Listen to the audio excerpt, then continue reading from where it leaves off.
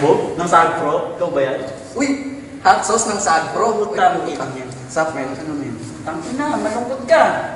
Tanong ko lang sa malayo, mukhang malungkot ka na. Anong problema? Ano, men? In love ako. In love ka? Kanino? Hindi ko pwede rin sabihin, tol eh. Eh, anong balak mong gawin yan? Ano nga ba? Alam ko na. Ang kailangan mo ay... Papel. Uy! Nice. Teka. Parang may kulang pa. Ang kailangan mo pa ay... Lapis. Nice. Okay. Sagpro na. Baka sagpro pa ng iba. Hambog ng Sagpro Crew. Yeah. Sup? Basta na. May sinulat ako tungkol sa'yo, tungkol sa akin, tungkol sa ating dalawa. Parang Agua and Bendita. Ganito nangyari nun eh. Yo! Nakatambay ako, syempre gawaing binatilyo. Ako ay nag-iisa at hawak ko ay sigarilyo. At bigla kang dumaan at ako'y napatingin. Tumayo akong bigla na parang may naisingin. Ano kaya yun? Siguro numero, di ko alam ang gagawin. Bigla akong natuliro.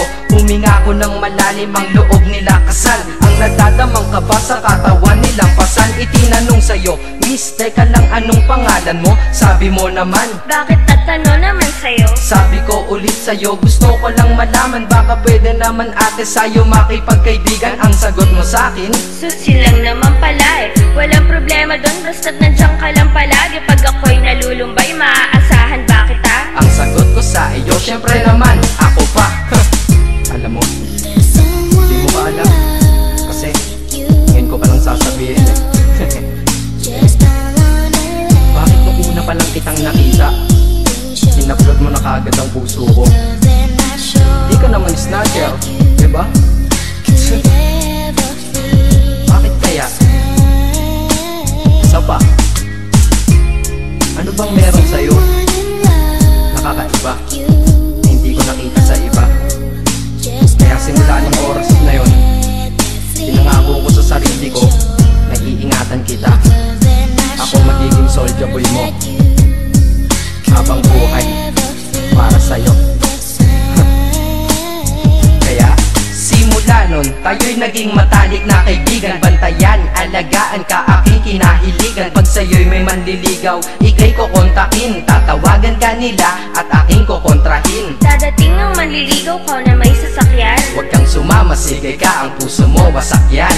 Eh ang sabi niya, wala pa siyang nagiging kasintahan. Marami nang naloko yan, o eto ang listahan. Hindi ko masabi ang nasa damdamin, na parang gusto kong ika'y mapasakin. Naaalala ko noon ako ay tinitigan, ako'y nai-inlove ngunit aking pinipigilan. Ano kaya itong nadadama sa iyong mata?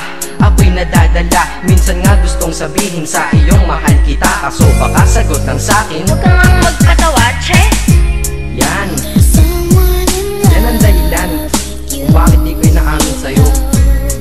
Kasi kaibigan lang ang rango ko dyan sa puso mo. Tingin mo lang sa akin, ganun lang. Pero ako, iba na nararamdaman ko para sa'yo. Hoy, iba na nararamdaman ko para sa'yo. Naalala ko tuloy nun, isang araw nagkita tayo sa tambayan. May sasabihin sana akong matindi sa'yo, kaso umatras na naman ang dila ko. Ganitong nangyari nun eh. Ganito ha. Okay, pakinggan mo.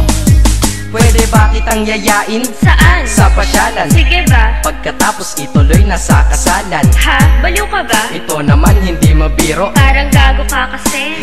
Halika dito, May gusto ka bang sabihin? Tapatin mo nga ako. In-love ka ba? kaibigan lang kita at di tayo talo, diba? Talaga lang ha? Totoo ba yan? Oo nga. Eh ba't lagi mo kung sinusubaybayan? Ganito kasi yan. Sige, paliwanag mo. Ayoko lang may tumabi dyan. Saang tabi? Saan pa ba? Eh di dyan sa tabi mo. Bakit nagsiselos ka? Anong pinagsasabi mo? Kunyari ka pa? Ulit naman, oo nga mahal kita. Ngunit bilang kaibigan lang naman, o gets mo na. Okay